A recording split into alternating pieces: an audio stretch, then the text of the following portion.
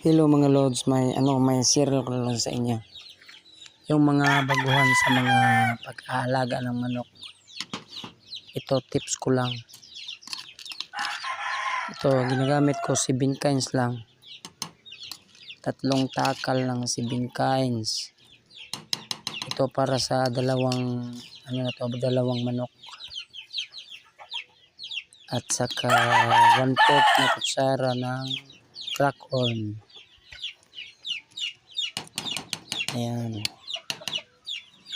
Ito tips ko lang sa mga baguhan. At kunti lang na wheat germs. At kunti din ang dextrose powder. At saka kunti na libiminjike. Ayan. Libiminjike, konti lang. Ito tips ko lang sa mga sa mga baguhan. At saka wheat germs. Ayan lang. Pang 2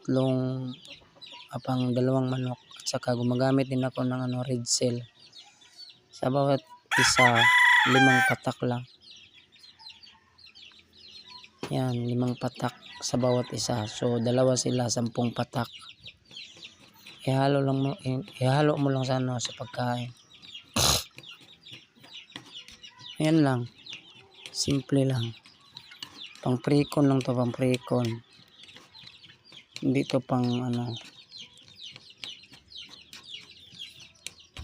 tips ko lang sa mga baguhan na wala pang gaanong karanasan.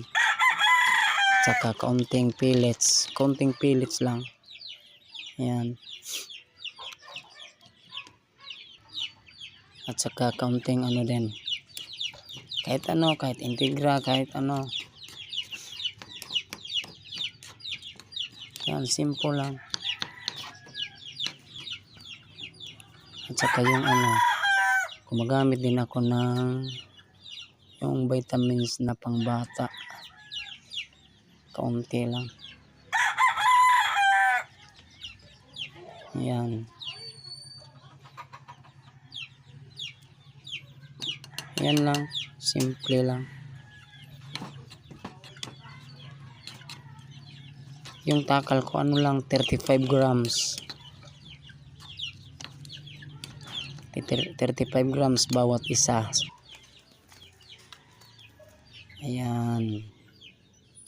Yan po ang ilalaban natin yan sa next month.